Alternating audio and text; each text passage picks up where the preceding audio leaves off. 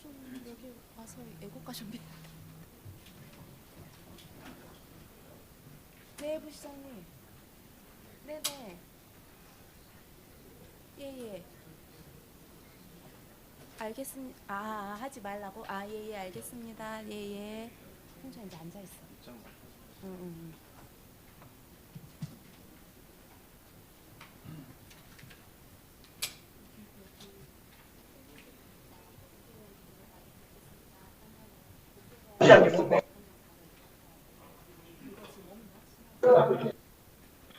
어떻게 쓰세요? 국기에 대하여 경례.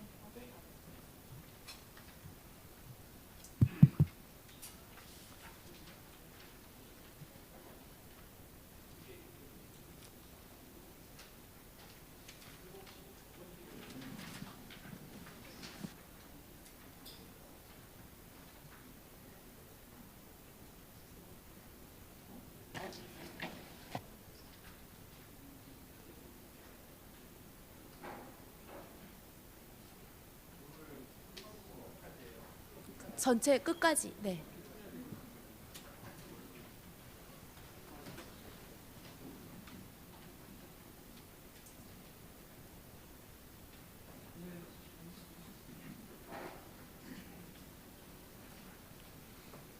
네, 지금부터 전남 광주 통합특별시 제1회 간부회의를 시작하겠습니다.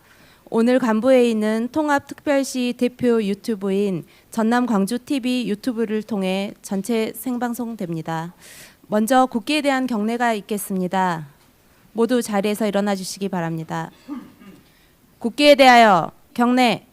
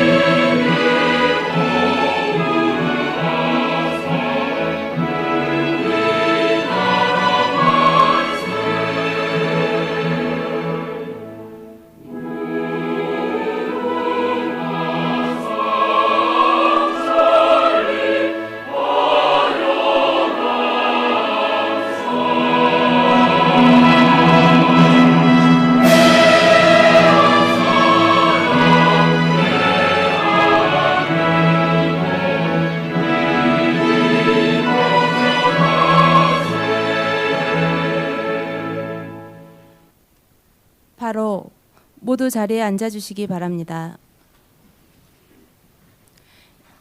이어서 시장님 모두 말씀이 있겠습니다.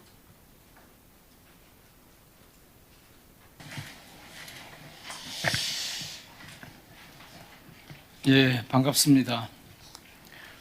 오늘 처음 뵙는 거죠? 그래서 제가 저희 전남광주 통합특별시 구성원들께 인사부터 드리고 시작을 하겠습니다. 예, 반갑습니다.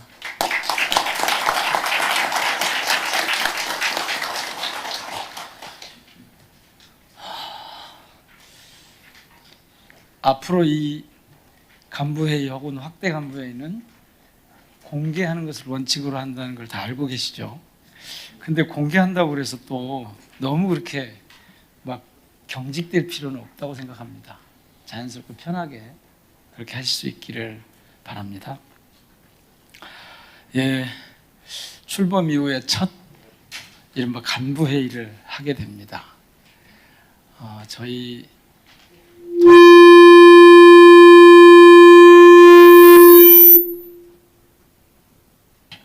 오늘이 동부청사 역시 좀이 그런가 봐요. 제가 아침에 여기 7시 한 20분 좀 지나서 도착했는데 7시 반부터 인터뷰가 있었어요. 근데 오면서 보니까 전원이 나가 있다고 무슨 뭘 하다가 그랬던 모양인데 근데 또 마이크가 이렇게 또 환영을 해주네요.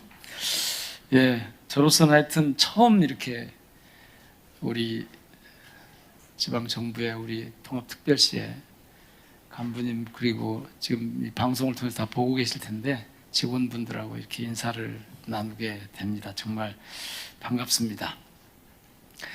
당초 말씀드린 것처럼 세계 청사를 균형 있게 운영하겠다, 이 원칙은 변함이 없고요. 그렇기 때문에 간부회의도 오늘 첫 회의는 이곳 동부청사에서 갔습니다마는 광주청사, 무안청사를 이렇게 순회하면서 하겠다는 말씀을 드리겠습니다. 아마 이 회의는 어쩔 수 없이 이렇게 될 것 같고, 그러느라고 여러분들 대가를 좀 치르셨죠? 무안청사에서 이쪽으로 오시고 또 광주청사에서 이쪽으로 오시고 대가를 좀 치르셨을 텐데 어쩔 수 없습니다. 통합과 균형 운영이라고 하는 이 원칙을 우리가 포기하지 않는 한 이런 불편을 한 달에 한두 번씩 감내해야 되는 거 어쩔 수 없다고 생각합니다. 자, 저희는 지금 통합특별시라는 대한민국 1호 통합특별시, 전에 없던 행정 이 단위가 하나 생긴 거죠. 특별시, 광역시도, 시도, 그다음에 특별자치도, 특별자치시 이렇게 있었던 것에 중간에 우리가 끼어들었습니다. 통합특별시라고 하는. 자, 이것은 정말 역사적인 사건입니다. 우리가 앞으로 어떻게 하느냐가 걸음걸이 하나하나가 대한민국 지방자치의 이정표로 그렇게 기록될 수밖에 없는 그런 상황입니다. 이 역사적인 순간에 역사적인 걸음걸이를 뗀다는 것이 일단 저희로서는 부담이기도 하고 기회나 설레임이기도 할 겁니다. 그런 점을 우리가 염두에 두고 갔으면 좋겠습니다. 어디로 갈 거냐, 이 대목은 제가 특별시장을 준비하는 과정부터 줄곧 밝혀왔습니다마는 전남 광주가 압도적으로 성장하고 시민 모두가 잘 사는 특별시를 만드는 것, 이 목표입니다. 그래서 저희가 슬로건도 압도적 성장, 함께 사는 특별시 이렇게 정했죠. 거기다가 저희 특별시의 출범을 전후해서 아주 놀라운, 정말 제 표현으로 하자면 천년 전라도 역사에 이 전라도의 혼을 이렇게 다시 이렇게 일깨우는 그런 사건이 벌어졌습니다. 그게 잘 아시는 것처럼 정부가 서남권에 반도체 클러스터를 조성하겠다. 그리고 기업들은 이곳에 800조를 투자하겠다 이렇게 했고, 이런 걸 다 묶어서 정부에서는 대한민국 3대 메가 프로젝트를 발표했습니다. 그러면서 동시에 저희는 바로 통합특별시가 시작되는 시기에 전남광주 반도체 전략위원회를 함께 출범을 시켰습니다. 더불어서 통합특별시장 1호 지시로 하는 반도체 클러스터 조성을 위한 지원 방안, 이것을 말씀드렸고요. 또 여기에 발맞춰서 통합특별시의회도 1호 조례로 글로벌 반도체 전략 투자 지원 조례를 의결했습니다. 특별시와 의회가 모두 한마음 한뜻으로 집중할 수밖에 없는 그런 사안이 출범과 함께 제시가 됐습니다. 지난 6일에는 아시는 것처럼 청와대에서 열린 민관합동점검회의에서 광주 군공항 부지에 이 반도체 팹을 조성하기로 그렇게 결정을 했습니다. 그래서 저희는 또 이 업무를 전담할 반도체 산업 실무지원단, 반도체 산업 추진 실무지원단을 즉각 구성했습니다.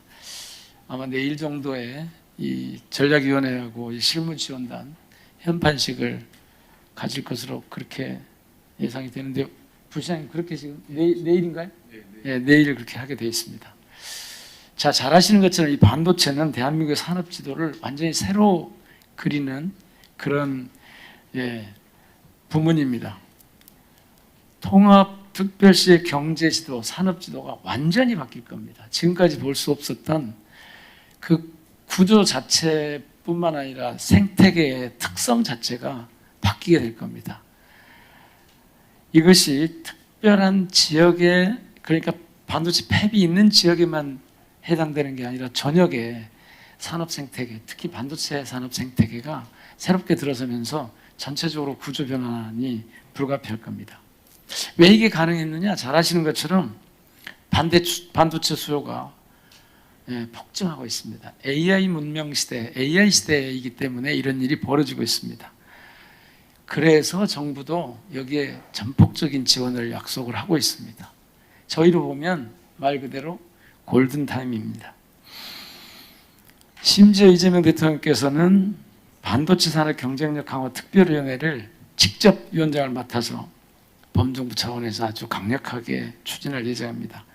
정부가 이렇게 속도전을 벌이고 강력한 의지를 가지고 빠르게 움직이면 저희도 여기에 뒤처지면 절대 안 됩니다. 그러니까 이걸 만약 놓치면 우리한테 통합과 함께 찾아온 역사적인 기회를 놓치게 되는 우를 범하게 됩니다. 그래서 그 속도전에 뒤처지지 않도록 저희도 빨리 움직여야 합니다.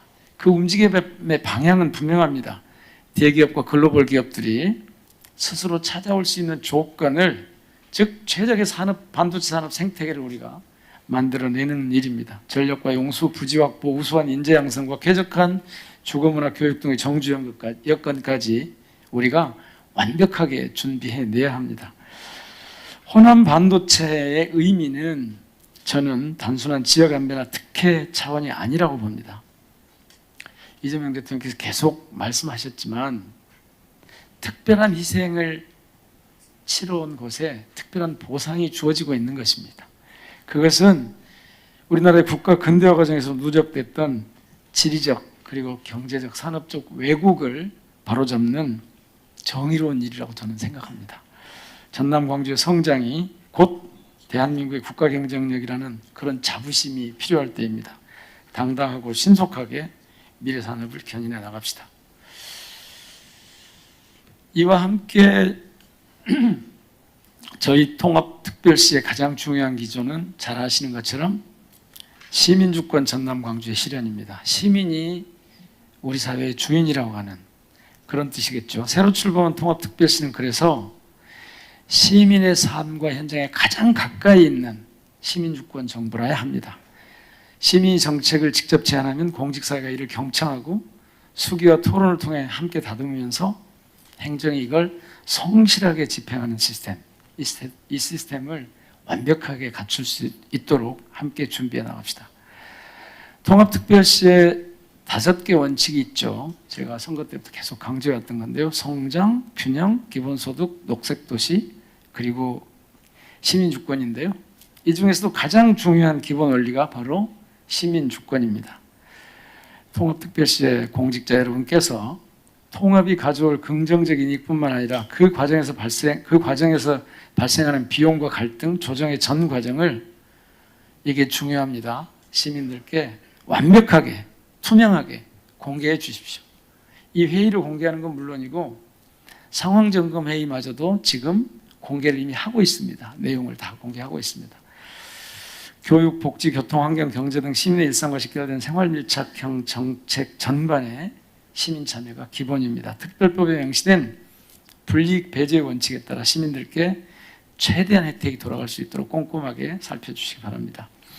그동안 우리 공직사회가 관료 중심의 관행과 조직의 입장에 맞춰서 일해오던 것에 다소 익숙해져 있을 수 있습니다. 이른바 관행에 익숙해져 있을 수 있습니다. 그런데 거듭 말씀드리지만 특별시의 진짜 주인은 시민입니다. 시민주권이 가장 높은 수준에서 발현되는 온전한 자치정부를 함께 만들어 가십시다. 이렇게 하려면 신뢰를 확보하는 게 가장 중요합니다. 제가 공직에 조금 있어 봤습니다만은 곳곳에서 어느 단위에서든 어떤 조직에서든 이 신뢰가 없어지면 그러면 상황은 끝없이 어려워지게 되어 있습니다. 불신이 불신을 낳고 그것이 일을 계속해서 더 어렵게 꼬이게 만들어가게 되어 있습니다. 그 중에서도 조직 내의 신뢰, 이게 우선입니다. 조직 내의 신뢰가 형성돼야 시민들로부터 신뢰를 받을 수 있습니다. 시민들로부터 신뢰받지 못하는 조직 일을 제대로 할 수가 없습니다. 특히 정부는 특히 그렇습니다. 왜냐? 공조직이기 때문에 그렇습니다. 이익추구 집단이 아닙니다. 공적 기능을 수행해야 되는 그런 것이기 때문에 이 조직 내의 신뢰를 우선 확보해야 합니다. 근래에도 보니까 이 부분이 좀 제대로 좀 정리가 안 돼서 이런저런 얘기들이 나오는 것을 보고 있습니다. 가장 먼저 우리 조직 내에서 신뢰를 확보하는 데 우리 같이 노력해 주시기 바랍니다. 두말할 필요도 없이 다음으로 우리가 반드시 챙겨야 될 건 민생과 안전입니다. 그래서 저는 취임 1호 결제 때 지역화폐 추가 특별할인 지원, 생활권 연계 광역버스 노선 신설, 응급 환자 이송 지원 제로 이런 것들을 담아서 긴급 100일 대책 중에 하나로 내놨습니다.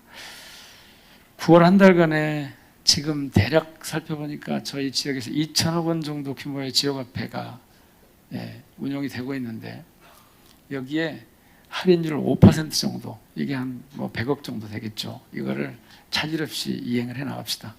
버스 노선 문제도 100일 내에 시범 운영할 수 있도록 하고요. 이른바 응급실 뺑뺑이, 이거는 생명망 하나로라는 플랫폼을 지금 이미 하고 계셨을 텐데 이걸 100일 이내에 본격적으로 제대로 가동해서 전국에서 처음으로 지역 완결형 응급 의료 체계를 현장에서 안착시켜 나가야 할 것입니다. 그리고 안전 문제는 지금 시기가 장마철 아니겠습니까? 기상청은 올여름에 무더위와 많은 비를 예고하고 있습니다.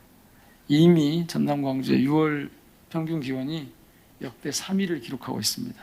시민안전실을 중심으로 해서 김준영 실장님, 시민안전실을 중심으로 해서 폭염과 장마에 대비한 재난 취약 지역에 대해서 선제적으로 점검을 좀 하고요. 재난 대책 철저하게 추진해 주시면 좋겠습니다. 특히 아마 해수욕장이 오늘 10일부터인가요? 10일부터 순차적으로 개장을 한다는데요. 안전인력 운영에 차질 없도록 그렇게 점검해 주시기 바랍니다. 오늘 아침에는 처음이라서 조금 제 얘기가 길었습니다만은 대한민국 1호 전남 광주 통합특별시가 빠르게 안정이 되고 통합 효능감을 시민들께서 체감할 수 있도록 함께 노력해 나가자고 그렇게 호소 말씀을 드립니다. 고맙습니다. 네, 이제 언론인 여러분께서는 퇴장해 주시기 바랍니다.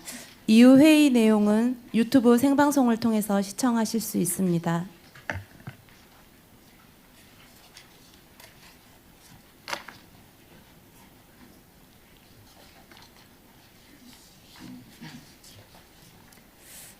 네, 지금부터는 시장님 주재로 주요 현안을 공유하고 논의하도록 하겠습니다.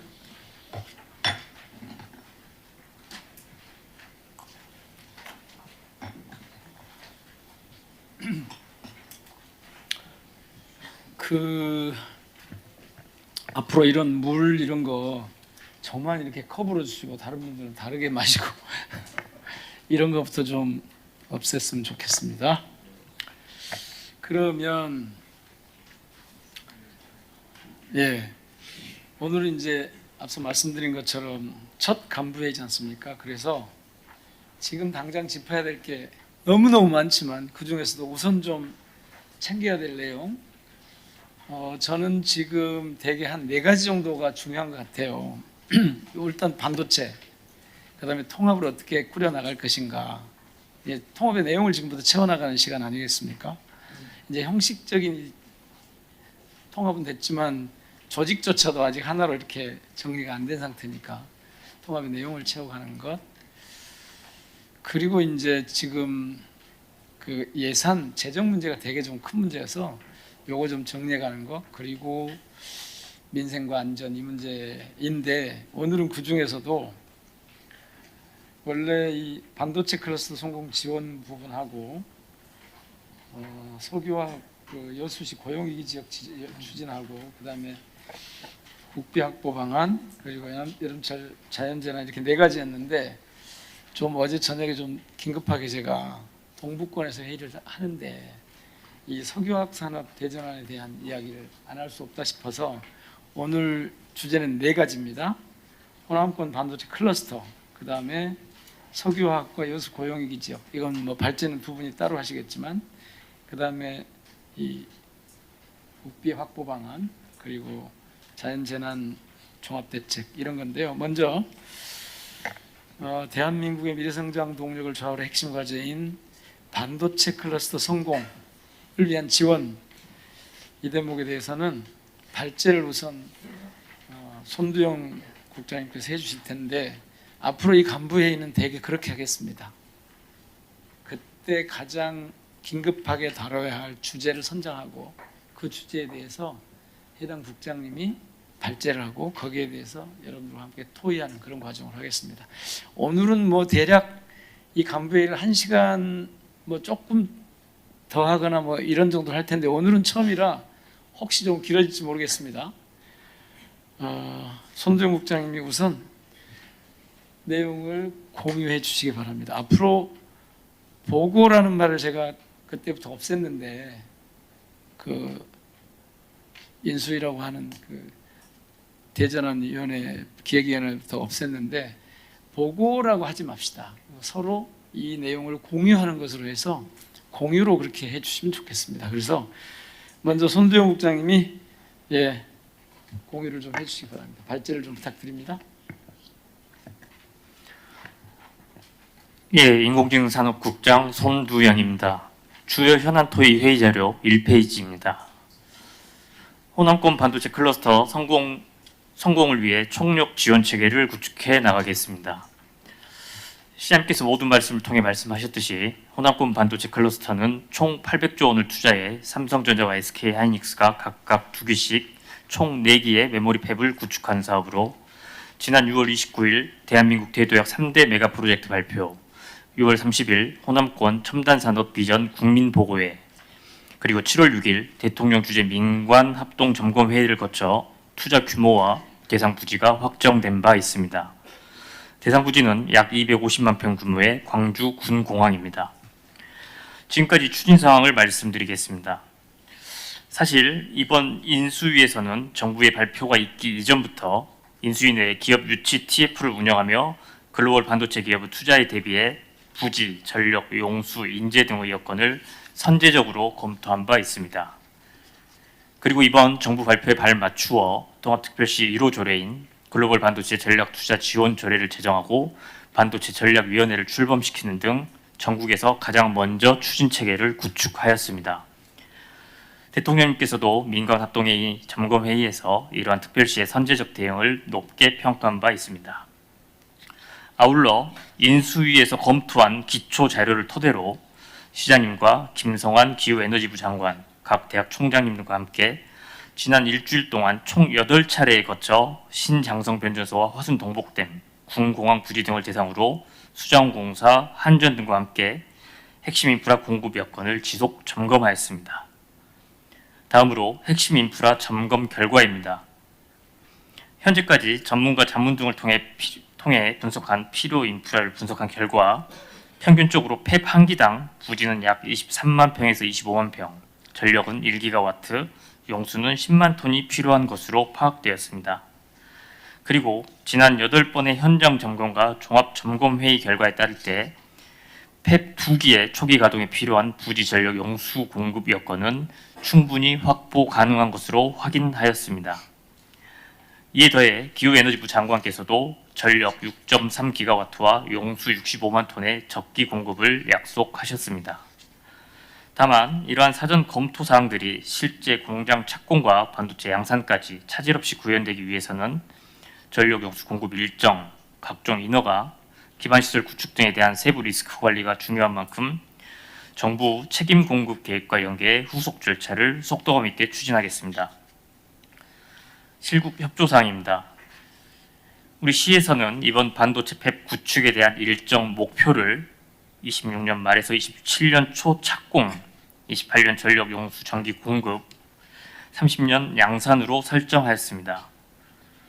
대통령님께서도 오직 속도전이 중요하다고 속도를 강조하신 바 있고 각계각층 전문가들의 의견을 종합해 보았을 때도 이 목표는 공격적이지만 충분히 달성 가능한 수준으로 판단하고 있습니다.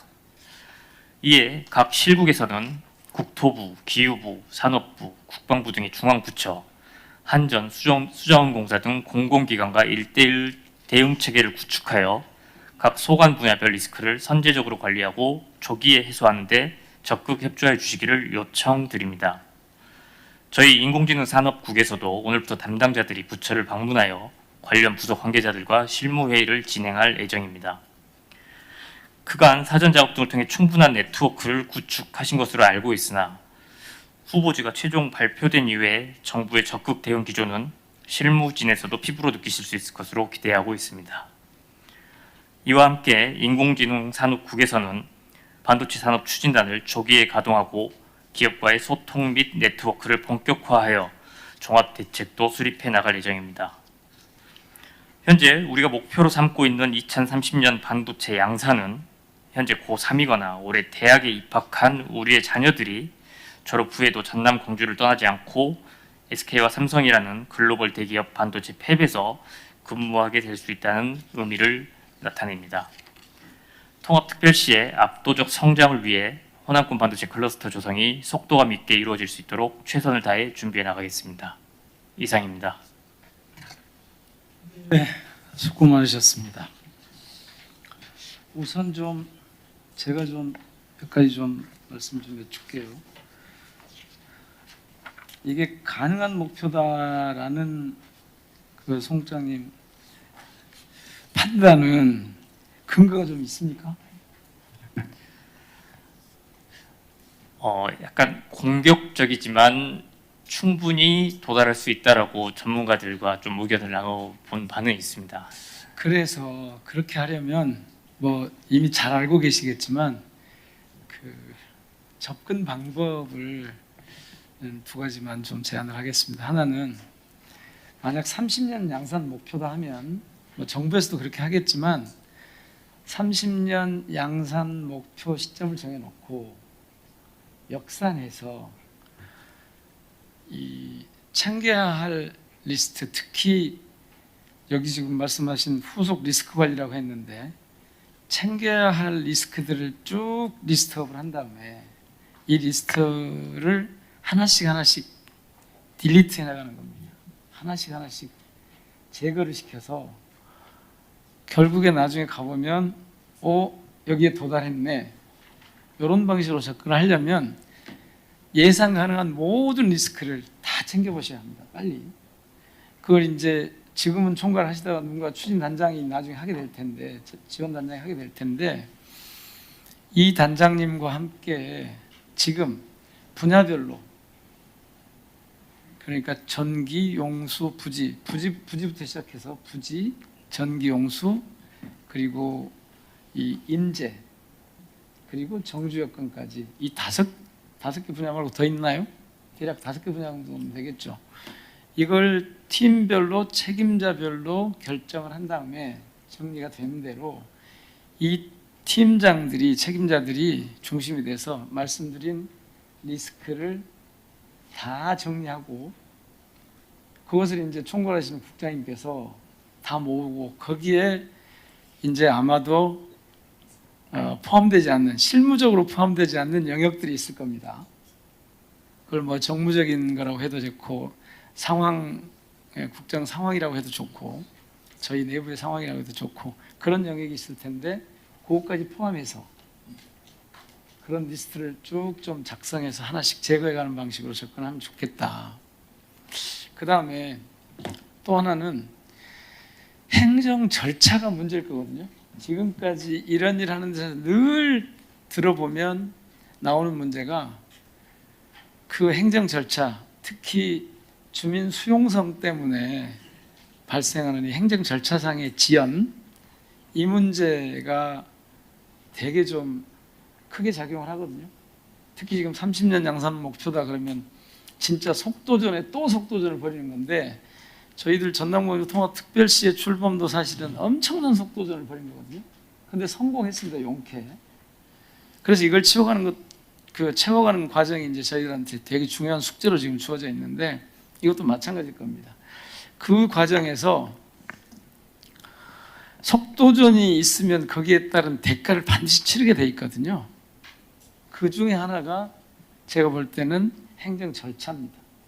이 절차에서 진짜 속도를 담보할 수 있도록 절차를 꼼꼼하게 다 지도에 그려놓고 타임라인을 다 작성해놓고 이것을 앞당길 수 있는 데까지 앞당기는 방법을 고민하고 실행해야 이 속도전이 의미가 있다. 그래서 이 둘을 놓치지 말고 꼭 좀 체계적으로 접근해 주시면 좋겠습니다. 그리고 중앙부처하고 관계, 그 다음에 우리 이 뒷받침할 전략위원회와 추진단 이 구성 운영하는 거 여기에 차질 없도록 준비를 좀 해주시고요. 혹시 다른 국장님들, 도시공관국장님, 네.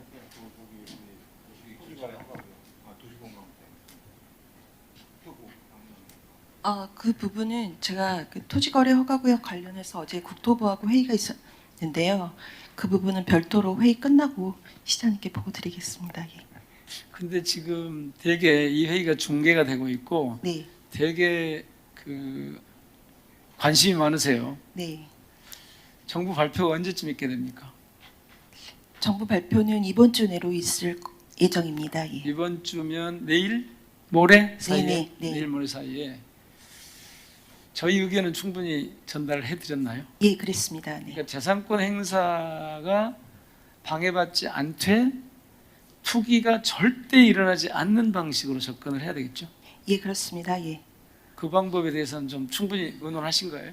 예, 어제 저희가 국토부하고 LH하고 실무적인 회의를 통해서 재산권 행사에는 방해되지 않으나 투기를 방지할 수 있는 그런 방안에 대해서 논의를 했고요. 이제 구체적으로 저희가 준비를 하고 있고 세부적인 내용은 별도로 보고를 드릴 예정입니다. 네. 그래서 그 부분은 여기서 더 공개할 수 있는 내용은 없는 거죠? 예, 그렇습니다. 네. 더 공유할 수 있는 내용은 없답니다. 그러니까 그런 정도로 우선 알고 계시면 될 것 같습니다. 혹시 부시장님 챙겨야 될 게 있어서 주신 말씀인가요? 예, 이제 시장님 다 말씀해 주셨습니다만은 결국은 이제 지금 우리는 이제 종전부지라고 하는데 이 군공항 부지를 얼마나 빨리 이제 탄약구 부지가 이제 60만 평이 이제 조성은 돼 있습니다만은 이거를 우리 군공항 우리 국장도 계시는데 빨리 국방부랑 협의해서 사용을 할 수 있는 게 제일 우선입니다. 그래서 그게 되고 이제 물론 이제 전력 용수 인재도 지금부터 해서 그 착공에 맞춰서 양산에 맞춰서 다 공급될 수 있는 사전 절차를 다 타임라인을 작성해서 각 실국에서 시장님 아까 모두 말씀하셨습니다만은 지원단이 구성되고 또 위원회도 구성이 될 거니까 같이 해 나가도록 하겠습니다. 예, 혹시 다른 실업자님들, 예, 전략산업국장 김기용입니다. 예. 올해 8월 11일부터 반도체 특별법이 시행됩니다. 지금 이번 예고됐고 11일부터 시행되는데 거기 특별법 내용을 보면은 반도체 클러스터 지정 부분이 나옵니다. 클러스터를 지정하게 되면은 저희가 기반 시설, 전력이라든가 용수 그런 부분에 50% 이상에서 100%까지 정부 지원이 받을 수 있습니다. 그래서 저희 지금 손정국장과 같이 해서 그 지원받을 수 있도록 준비를 해나가겠습니다. 예, 그러니까 이제 부지에 관한 문제인데 요게 그 특별법이 이제 특별법이죠, 그게. 예, 반도체 특별법이어서 이게 시행이 되면 그러니까 지금 통합특별시가 복을 받은 거예요. 겁나 운이 좋은 거죠. 준비해 놓고 그러니까 이게 지금 국가 정책의 이 흐름을 지금 저희들이 탈 기회를 가진 거란 말이에요. 그러니까 그 부분도 해서 부지를 확보하는데 하여튼 저희로서는 비용을 최소화할 수 있도록 그러나 진행되는 과정은 차질이 생기지 않도록 그렇게 좀 준비를 해주시고 특히 그 군부대라서 엄청나게 장점이 많지만 군부대이기 때문에 또 좀 장애물이 있을 수 있거든요. 그런 부분들 좀 고려해서 네, 차질 없이 좀 준비를 해나갔으면 좋겠습니다. 자, 그러면 하여튼 저희의 이 산업 대전환의 큰 전환의 제가 보기에는 지금까지 여러 대통령들께서 뭐 이 균형 발전을 위해서 여러 가지 조치를 해오셨지만 이번에는 뭐 진짜가 나타났다 할 만큼 아주 큰 그런 변화잖아요. 그리고 이거는 저는 이재명 대통령이기 때문에 가능한 일 아닌가 싶습니다. 그러니까 이런 기회이기 때문에 이건 뭐 정말 총력전을 벌여야 되는, 속도전의 총력전이면 굉장히 힘듭니다. 그리고 여러 가지 장애가 있을 수밖에 없습니다. 이걸 우리가 함께 하여튼 힘을 모아서 기어코 성공시키자 이런 말씀을 좀 드리고요. 그리고 그 기업하고 창구도 얼른 마련하셔야겠죠. 네, 국장님들 두 분이 상의를 하셔서 기업하고 창구를 얼른 좀 확보를 해서, 그러니까 중심은 그분들이 원하는 것을, 기업이 원하는 것을 우리가 적기에 제공하고 풀어주는 겁니다. 이 대목을 하여튼 놓치지 않도록 그렇게 하시면 좋겠습니다. 조금 그 얘기 좀 길어지긴 했는데요. 뭐 그만큼 중요한 얘기였으니까 그러려니 하시고요. 자, 그 다음에는 두 번째 안건과 세 번째 현안이 있는데 하나는 석유화학 산업 대전환, 여수시 고용위기 지역 지정 추진, 이게 좀 둘이 맞물려 있는 내용이긴 합니다만은 우선 지금 동북권의 이 산업 전반에 굉장히 침체가 심해서 이 둘을 같이 다루지 않을 수 없었습니다. 이 철강 산업이 또 주인데 이거는 나중에 다음 기회에 좀 다루기로 하고요. 우선 석유화학 산업 대전환 추진 상황을 김기용 전략산업국장님께서 공유를 좀 해주시고, 이어서 여수시 고용위기 지역 지정 추진 상황에 대해서는 서은수 일자리 투자일치 국장님 어디 계신가요? 예. 그런데 너무 길게 하시면 오늘 회의가 언제 끝날지 모릅니다. 요약해서 간략하게 핵심을 딱 제시해 주시기 바랍니다. 예. 네, 전략산업국장 김기홍입니다. 석유화학 산업 대전환 추진해서 공유드리겠습니다. 먼저 현황입니다. 2024년 세계 에틸렌 생산량은 공급이 수요를 초과해서 수급 불균형 상태를 해서 글로벌 공급 과잉이 심화됐습니다. 특히 중국이 대규모 설비 초과로 해서 한국 핵심 수출 시장을 잠식하고 가격 하락을 주도하였습니다. 이에 따라 정부는 석유화학 산업 구조 개편 방침을 밝혔습니다. 그래서 저희 전남 광주특별시는 여수 석유화학 기업 사업 개편을 통한 재무 개선 및 공급 안정화를 위해서 롯데케미칼과 여천 NC가 통합해서 약 138만 톤의 에틸렌을 감축하는 방안을 산업부에 신청한 상황입니다. 그래서 7월중에 승인할 예정입니다. 지금까지 석유화학 산업 위기 대응 협의체를 구성했고 특히 플런트 기업 고용 안정을 위해서 예비비 30억 원을 긴급하게 투입한 바 있습니다. 그리고 작년 5월 1일 날 산업부에 산업위기 선제 대응 지역을 지정을 해서 신청을 해서 지정을 받았습니다. 그래서 2년 후 27년 4월 30일까지 적용됩니다. 여기에는 기업 지원이라든가 2차 보존, 인력 양성 사업 등이 지원되고 있습니다. 그리고 올해 4월 달에 화학산업 소부장 특화단지 지정 신청서를 제출한 바 있습니다. 앞으로 올해 20년 산업위기 대응을 위해서 총 국비 포함해서 1,216억 원을 확보했습니다. 금융지원, R&D, 고용지원. 그래서 올해 총력해서 추진을 하겠습니다. 그리고 2차 전지역 화학산업 소부장 특화단지 지정을 위해서 7월이나 8월 달에 최종 선정될 예정입니다. 될 수 있도록 노력을 하겠습니다. 그리고 마지막으로 석유화학 산업 경쟁력 강화를 위해서 친환경 고부가와 AI 대전환을 추진하는데 작년에 여수 국가산단이 AX 실증산단으로 지정된 바 있습니다. 이와 연계시켜서 여수 국가산단을 AX 공정 자율 제조 등 석유화학 산업 대전환과 고기능성 소재 기술 개발을 하겠습니다. 특히 시장님 공약 사항인 반도체 소부장 기구 육성 관련지어서 반도체 포트 노광이라든가 식각 공정 등에 활용되는 소재를 개발해서 공급하는 밸류 체인까지 그렇게 구축하도록 하겠습니다. 이상입니다.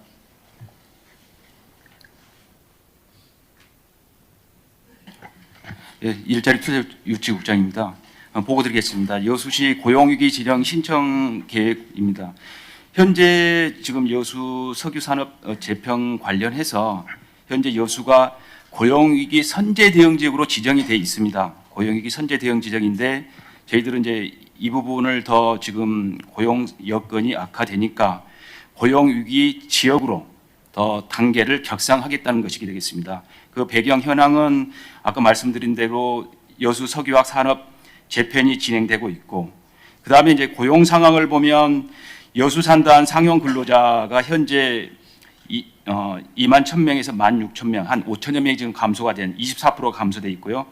플랜트 건설 노조가 지금 현재 7천여 명, 약 81%가 감소돼 있습니다. 그런 고용 여건이 악화돼 있다. 이런 부분에서 저희들이 지정 신청을 하려고 하고 있고, 지금까지 추진 상황은 이 고용위기 선제 대응은 저희들이 지난해 정부가 처음으로 여수와 광산구 그 부분에 대한 고용 상황을 위해서 선제 대응직을 6개월 단위로 처음으로 지정을 했습니다. 그렇게 해서 지금 금년 8월 27일까지 지정이 연장이 돼 있는 상황이고요. 그 일환으로 저희들이 고용위기 사업을 갖다 재직자라든가 실직자, 그다음에 기업 이런 쪽으로 해서 금년에 한 142억 원을 갖다가 지원을 하고 있습니다.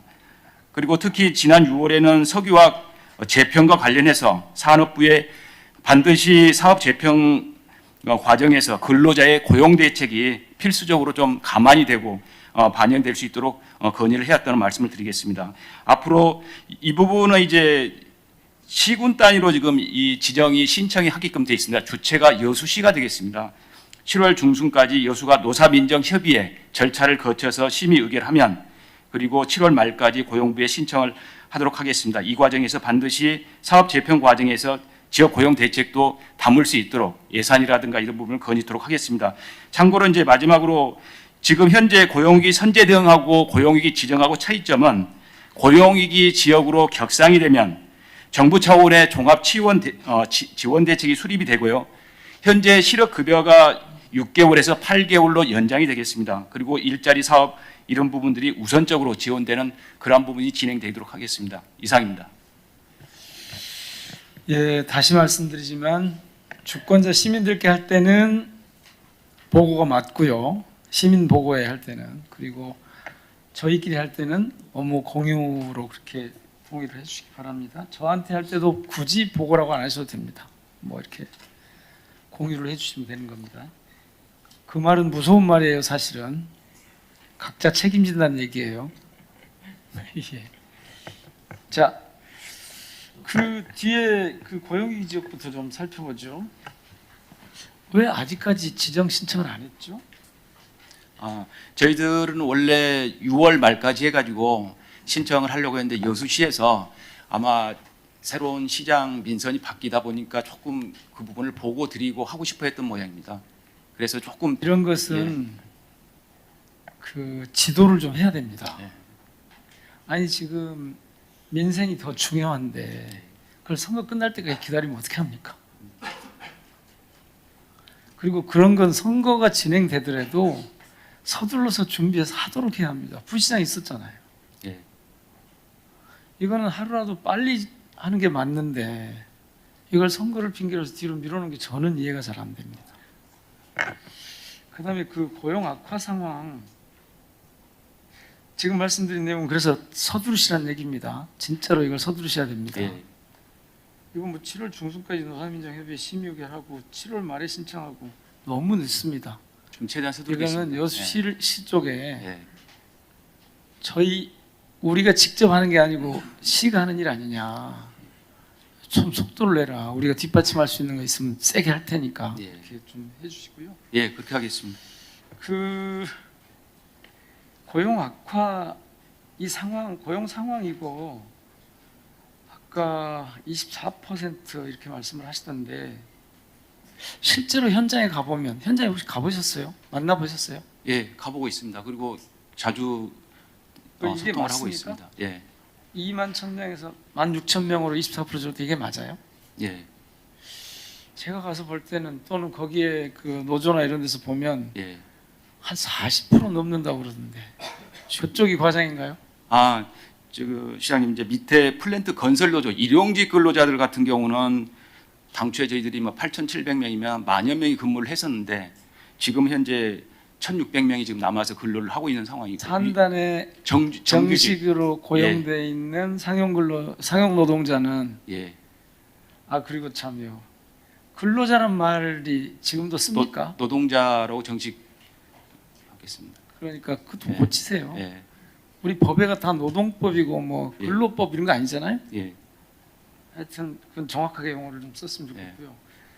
그러니까 이 플랜트 건설 노조 쪽만 이게 심하고 이 상용 근로자라고 되어 있는 상용 노동자들은 그러니까 상시 고용 인력은 24%만 준 게 맞다. 예, 각 회사에서 받아보면 예, 그렇습니다. 기업에서 받아보면 다행입니다. 그럼 그나마 그러면 이 플랜트 건설 노조가 이렇게 줄었다는 얘기는 이유가 있을 텐데 아마도 공장을 건설하거나 관리하거나 철거하거나 이런 행위가 지금 일어나지 않는다는 얘기잖아요. 그렇습니다. 그 얘기는 공단이 전면적으로 지금 멈추고 있다는 얘기거든요. 예. 가동률이 떨어지기 때문에 그래서 이 가동률이 떨어지기 때문에 나타난 현상인데 멈추고 있으면 이건 정말 심각한 문제예요. 그러니까 조업이 안 되면 무슨 시설이 무슨 필요가 있고 고용은 당연히 뭐 예. 불가능할 거고 그래서 더더욱 고용위기 선제대응 지역에서 고용위기 지역으로 이거 재빨리 지정을 받도록 하기 위해서 최선을 다해야 합니다. 저도 그렇게 하겠습니다. 그 주무부처 장관께 말씀을 드릴 테니까요. 예.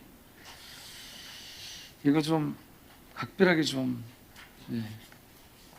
고용위기 지역 지정이 되도록 세게 좀 해주시기 바랍니다. 그리고 혹시 이 관련해서 주실 말씀이 있습니까? 예. 네, 경제일장 준선입니다. 저희들이 이제 여수 이쪽에 계셨으니까 더 상황도 좀 더 잘 아시겠네. 예예. 여수 고용위 지정과 관련해 가지고요. 저희들이 지정 요건이 있습니다. 한 4가지 정도의 지표가 있는데 이게 산단 내부에는 이런 그 상황이 상당히 심각한데요.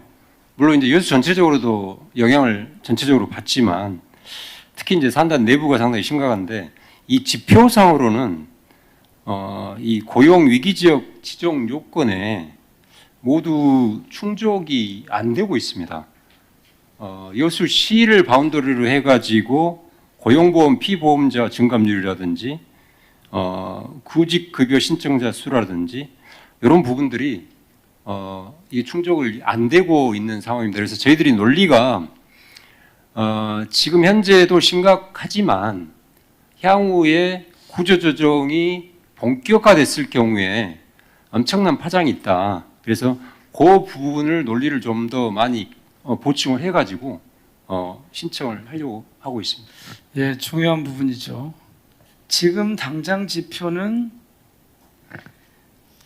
기준에 미치지 못하지만 실제로 상황은 보지 않아도 이미 예상이 된다. 그러므로 지금 기준을 가지고 보지 말고 곧 다가올 상황을 가지고 지정을 해달라. 이 논리는 되게 중요하고요. 그런 논리를 전개할 때는 적극 행정 혹은 예방 행정이라는 차원지가 접근해줘야 된다. 그걸 좀 강조를 하시는 게 좋겠고. 그런데 그 4가지 지표가 뭡니까? 네, 그 첫 번째 지표가 이제 고용보험 피보험자 증감률이라고요. 예, 당연히 이걸 통해서 이제 고용위기 여부를 판단할 수 있겠죠. 예, 피보험자가 많이 떨어지면 예예. 그러면 될 거고 그 기준이 있을 거고요. 그 다음에요? 그 다음에 고용보험 피보험자 수. 수. 예. 그 다음에 구직급여 신청자 수. 예. 고용보험 가입 사업장 수 이렇게 4가지가 주요 지표고요. 이 지표가 충족이 안 되더라도 자, 고용위기 지역 지정 기준에 의한 고시에 따라서 예, 알겠습니다. 그거는 이 지표가 도달되지 않고가 아니고 이 지표를 고용위기 지역으로 갈 수 있도록 현상 그대로 있더라도 지표를 개선하는 방법을 찾으세요. 네. 그런 방법이 있을 거예요. 그러니까 그리고 피보험자 수가 자기가 실업이 됐는데도 금방 실업자 신청을 안 해요. 그러면 피보험자 수도 그대로 있고 구직자 수도 그대로 있고 그러니까 구직 활동 열심히 하고 이거 신청하고 이런 거를 해야 돼요. 그러니까 지표를 계산하기 위한 그런 조건들을 만들어서 그거를 해야지 여기에 도달하지 않았다, 기준에 미치지 못한다 이것만 갖고 있으면 적극 행정이 아닙니다. 말씀드리는데 적극 행정을 보호하는 법까지 있잖아요. 그래서 앞으로 저희 그 통합특별시에서는 특히 통합특별시이기 때문에 특히 이 적극 행정에 적극 나서 주실 것을 요청을 드립니다. 네, 그렇게 하도록 이거는 하겠습니다. 전체 조직에 전파가 될 수 있도록 예, 그렇게 부시장님 좀 챙겨주십시오. 예. 자, 혹시 그 고용 악화 상황에 대해서는 진단을 다시 한번 해보시고요. 다른 분들 혹시 의견 주실 게 있습니까? 자, 없으시면 예, 넘어갑니다. 석유화학 산업 대전환 요건 좀 급하게 준비를 해서 김기용 국장님 뭐 예, 고맙습니다. 고마운데 우선요. 앞으로 계획입니까? 이게 돼 있습니까? 그러니까 앞으로 계획의 첫 번째 동그라미에 있는 국비 확보 및 지원 사업 추진 이게 1,216억이 확보가 된 겁니까? 확보를 앞으로 해야 된다는 겁니까? 올해 확보된 예산입니다. 이미 확보돼 있습니까? 예, 그렇습니다. 근데 왜 이걸 앞으로 계획이라고 하셨대요? 아직 집행을 못했다? 아니 지금 추진을 하고 있는데 앞으로 해서 이제 연말까지 해서 다 집행 추진- 중이다? 예, 근데 그렇습니다. 12월까지 계속 해야 된다 그런 뜻인가요? 예, 그렇습니다. 네. 그 다음에 그 화학산업 소부장 특화단지 시장, 그 다음에 2차 전지용 화학산업 소부장 특화단지 시장이 같은 말이죠? 예, 그렇습니다. 예. 신청서는 내놨는데 전망이 어떻습니까? 지금 발표까지 다 했고요. 전망은 좋게 가서 바라보고 프레젠테이션 있습니다. 했단 말씀이죠? 예. 어때요? 좋게 바라고 있습니다. 특히 이제 아니 화학하고 방산 구체적으로 좀 어쩌냐고요. 예. 올해 화학하고 방산 분야를 소부장으로 별도로 명기해서 정부가 공모를 했습니다. 그래서 저희 요 소역 단지 제가 지금 방산 쪽은 지난번에 정부하고 좀 그러니까 후보 시절에 이렇게 좀 한 게 있는데 이쪽 소부장 특화는 좀 특화단지. 예 소부장 특화단지 이제 2차 근데 산업부에서는 당초에 5급 3특과 연계를 안 시키다가 나중에 발표평가 인근에서 5급 3특과 연계시켜달라. 그래서 저희가 지금 산업 접촉에서 2차 전지는 5급 3특에 안 들어가 있습니다. 그렇지만 에너지 부분에 포함시켜서 2차 전지 원료 소재이기 때문에 좀 해달라고 산업부에 계속 요청을 한 상황입니다. 이번에 반도체 클러스터하고 연계할 수 있는 방법을 찾으시죠. 예, 그렇습니다. 그게 좀 설득력이 있을 수 있으니까요. 시장님 혹시 이제 시장님 반도체 관련지어서 소부장 특화단지 말씀을 하셨는데 사실은 소부장 특화단지 선제 조건이 앵커 기업이 있어야 됩니다. 지역 내에. 그 부분이 없어서 저희가 이쪽에 그런 게 없어요? 아니 저기 배터리 하는 뭐 포스코 퓨처엠 예, 그래서 이제 그 있잖아요. 2차 전지용으로 그래서 신청을 하게 된 겁니다. 포스코 퓨처엠을 앵커 기업으로 해서 2차 전지용 화학산업 소부장으로 신청을 했습니다. 네, 그러니까 있잖아요. 근데 반도체. 반도체와 연계하는 거. 예. 아니 지금 당장은 그게 뭐 이거 설득할 때 논리를 전개할 때 활용하시라는 뜻이지. 예, 그러겠습니다. 지금 이미 지정 그 신청을 해놨는데 뭐 그 내용을 지금 바꾸고 그럴 건 아니잖아요. 그렇게 하겠습니다. 그래서 전에는 그러니까 광주 쪽에서는 옛 광주 쪽에서 국방 방산 쪽을 한 거고 전남 쪽에서 지금 소부장 할 때 예. 특화단지를 이걸 한 거잖아요. 네, 그렇습니다. 광주 쪽에서는 이차는- 차량용 반도체로 소부장 특화단지를 차량으로 신청했습니다. 차량용 LG 이노텍 반도체로? LG 그럼 이노텍이 방사는 뭐예요? 방사는 이제 국방부에서 방위산업청에서 진행하는 국방 다른 클러스터라고 거예요? 다른 겁니다. 그게 있었는데요. 다른 사업이에요? 예. 그러면 그 자동차용 이 반도체 쪽은 어떻게 됐어요? 지금 이제 같은 자치지방정부니까 통합특별시에서 이 둘이 지금 신청이 돼 있는 거예요? 총 3건 전남의 에너지랑 2차 예, 3건 광주 1건, 전남 2건 이렇게 신청된 상황이고요. 한번 첫째 2차 전지, 그다음 두 번째 차량용 반도체입니다. 차량용 반도체, 세 번째? 배전용. 배전이 맞습니까? 배전이 맞습니까? 배전. 그러니까 전기 이렇게 그러니까 분산해서 이렇게 수요자로 이렇게 분배해주는 분배기 배전. 배전용 뭐라고요? 배전용 전력기자재. 배전용 전력기자재. 예, 그렇습니다. 차량용 반도체. 2차 전지? 2차 전지용 화학산업 소부장에 2차 전지용. 2차 전지용 네. 화학산업 소부장. 네. 자, 그래서 이 전망이 어떻습니까? 이 셋. 이제 저희 쪽에서는 이제 실무진 쪽에서 계속 그 평가하는 기관에서 자료 요구나 이런 것들이 계속 있는 상황이라서 보통 그런 거는 아직 전망은 잘안 됩니까? 긍정적인 시그널로는 바라보고 있습니다만은 이제 경쟁이 워낙 좀 치열한 상황이라서 전망하기는 좀 한계가 있는 에너지 상황입니다. 산업부장님, 이게 지금 제일 어려운 거 보죠? 배전용 예, 전력기자재 쪽이. 지금 세 개 중에 저는 제가 직접 가서 보고를 하고 왔습니다. 평가 보고를. 전망이었잖아요. 저희들 같은 경우는 이 배전용 전력기자재 부분이 지금 현재 중국 것으로 대체돼 버릴 수 있는 국가적으로 위기가 있다라는 부분에 대해서는 평가위원들 전체가 동의를 한 상황입니다. 국가적으로도 이제 그 부분은 인식이 공유돼 있고요. 자, 그래서 그 가능성이 있다. 예. 차량용 반도체는 어쩝니까? 다른 지역도 이런 거 신청한 데가 있습니까? 반도체 쪽 분야는 좀 몇 군데 신청한 데가 있었고요. 한 5군데 정도 근데 신청한 그중에 데가 차량용은 있었고 없고 차량용은 저희 쪽에서 좀 저희만 특화했습니다. 예. 2차 전지용 화학산업 소부장 이거는 어쩝니까? 저희하고 충남하고 두 두 군데 군데에서? 했습니다만 충남이 앵커기였기 때문에 저희가 가장 유력하다고 보고 있습니다. 그거는 그럼 가능성이 좀 높군요. 예, 현재 저희가 산업부 통해서 보면 이 세 군데 중에서 2차 전종이 가장 앞서 있는 걸로 지금 판단하고 그리고 그거는 이쪽 동부 쪽을 고려하면 특히 좀 잘 돼야 할 텐데요. 이게 되면 뭐가 많이 달라집니까? 2조 6,333억 원 정도의 투자가 이루어지게 됩니까? 예, 저쪽은 얼마나 됩니까? 2차 전지는 2조 6천억 정도.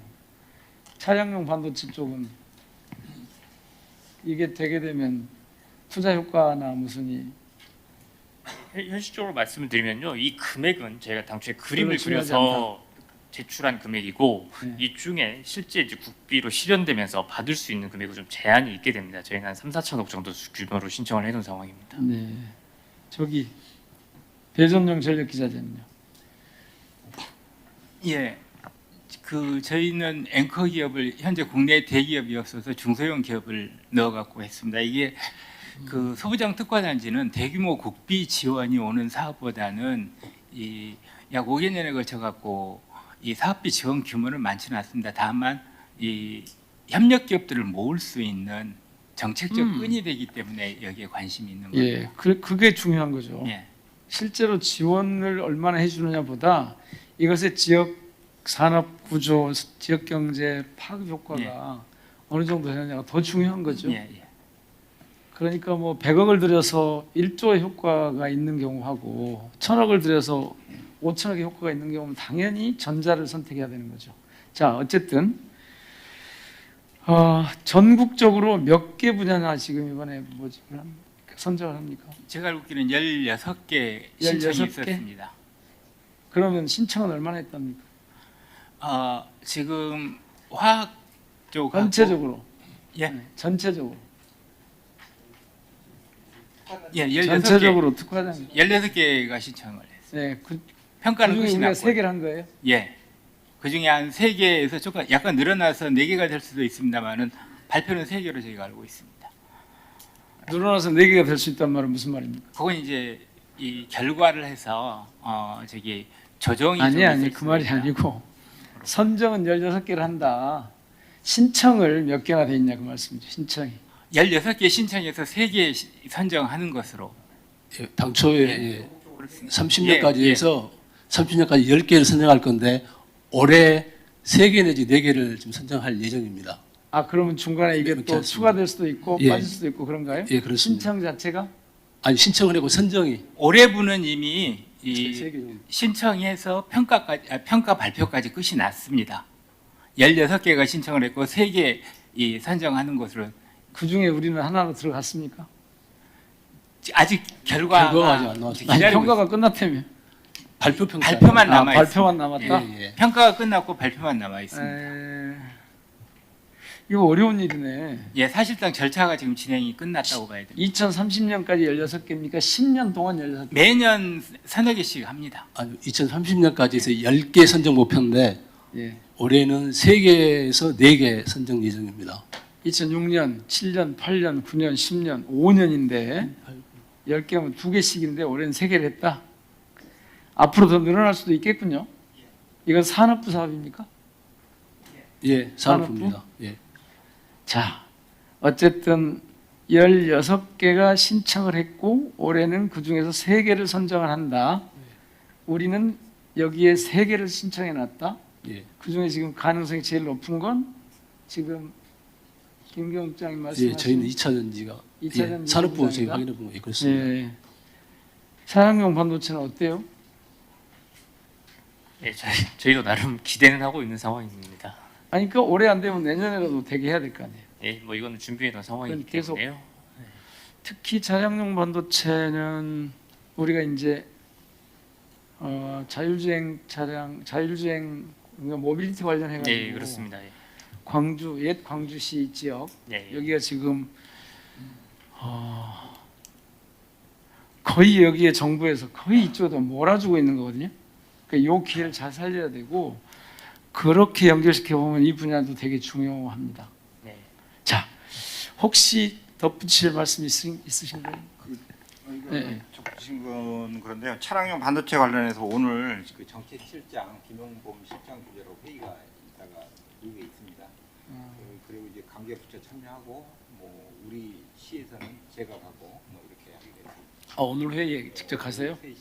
가서 꼭 좀 이제 거기서는 200대를 연말까지 이제 현대차가 지원을 하는데 광주 전남광주 통합특별시가 지원해야 할 사항은 그분 이제 세 개사가 운영사로 현대차 포함해서 세 개사가 운영사로 들어와 있는데 그분들이 이제 근무할 공간, 200대 주차 공간, 그다음에 충전소, 그다음에 뭐 정비 뭐 이런 것들을 하는데 그 적극적으로 지원하도록 저희가 보고를 하겠습니다.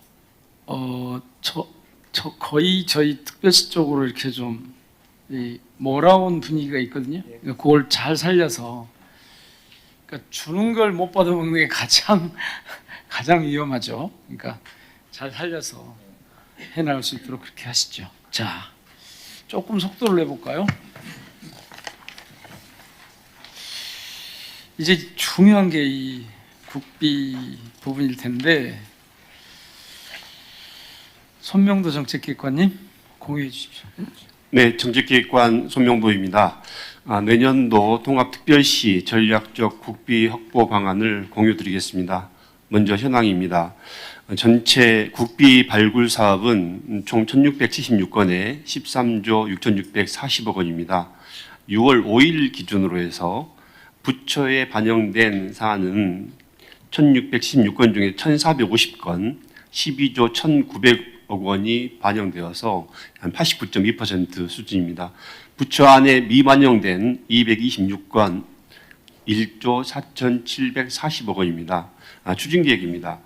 부처 안에 미반영된 226건에 대해서 실국별로 1차 분류 작업을 실시를 했고 이거에 대해서 이걸 근거로 7월 14일까지 반드시 확보해야 할 핵심 사업에 대해 사업을 최종 선별하고 사업별 대응 전략을 마련하도록 하겠습니다.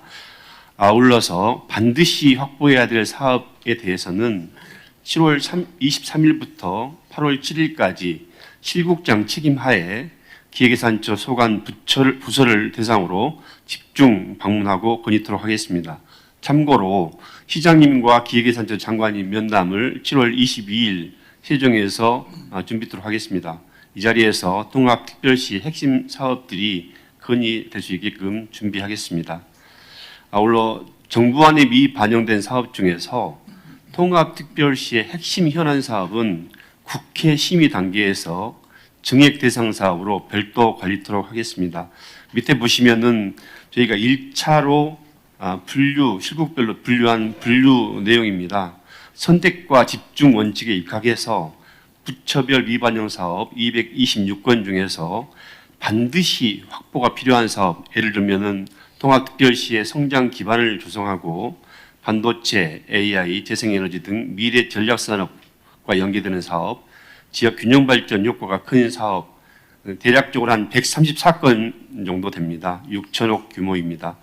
그리고 비교적 중요도나 시급성에 떨어지는 사업, 예를 들면은 정부 정책 방향과 약간의 정부 정책 방향이 기존에 비해 좀 변경됐다 할지, 저희 내부적으로 준비를 했지만 사전 절차가 상당 부분 미이행됐다 할지, 사업의 구체성이 좀 떨어져서 내년도에 반영될 가능성이 좀 비교적 떨어진 부분에 대해서는 보완해서 차후에 하는 방향으로 해서 92건 정도를 출연했습니다.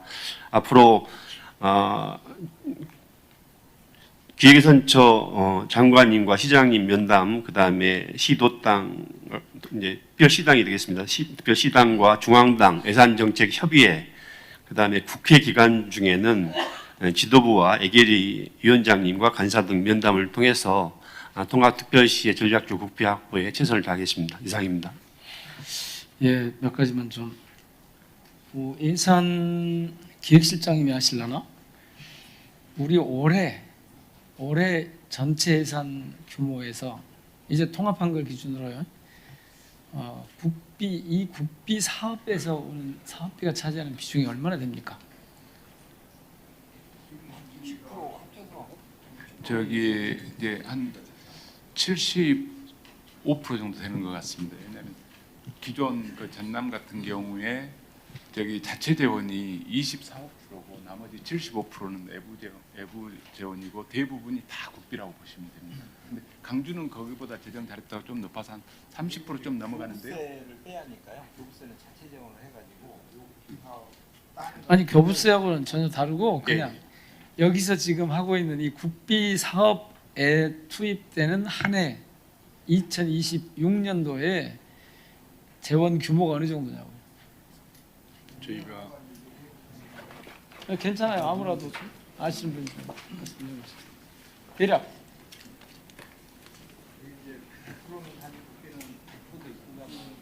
아니 그러니까 전체 우리 통합특별시 예산에서 이 국비 사업에서 국비가 오는 부분이 어느 정도냐? 지금 이 통합지원금이라고 연관돼서 그러는 거니까요. 거기 마이크 들고 해. 예, 예산 담당관입니다. 예. 시장님, 그 전체 우리 전라남도 예산 중에서 국비가 차지하는 비중을 말씀하시는 건가요? 아니면 아니요. 예, 그게 아니고 예, 그게 아니고 반영된 거는 그게 아니고 올해 지금 예산이 지금 집행되고 있잖아요. 예. 그러면 총 예산 규모가 저희가 약 20조 가량 되잖아요. 19점 몇 조? 20조 가량 됩니다. 네, 20조 가량 되는데 이 중에서 국비 사업으로 국비가 온 비율, 그러니까 규모가 어느 정도 되냐고요. 지금 여기서 우리가 신청한 네. 국비 사업으로 이루어지고 있는 비율이 어느 정도 되냐고요. 한 대략 70% 정도 생각하고 있습니다. 국고 보조 사업, 뭐 지트 기금 다 합쳐서요. 둘 합해서? 예, 아니 지금 이렇게 여기에는 무슨 돈으로 됐든지 간에 하여튼 그거는 그냥 재정 자립도 얘기할 때 하는 걸로 하면 그냥 쉬운 거고 그게 아니고 여기가 우리가 국비 사업으로 들어가 예산 그러니까 이제 시장님 이렇습니다. 예산서에 들어가는 것하고 여기 있는 거하고 차이가 있지 않습니까? 예를 들어서 호남 고속철 하면 실은 국토교통부 고속철도공단 예산이기 때문에 시장님 말씀대로 그런 거 빼고 진짜 우리 전남도 광주시 제가 예산서에 지금 담아져 있는 거 그건 말씀하신 거죠? 그렇죠. 예, 그게 얼마나 되냐고. 그거는 그 규모로 따지면 그렇게 많지 않습니다. 미미한 수준입니다. 네, 전략정책관입니다. 네, 광주가 한 8조를 잡았을 때 국고보조가 한 2조 정도 되거든요. 2조. 예, 예. 전남은요.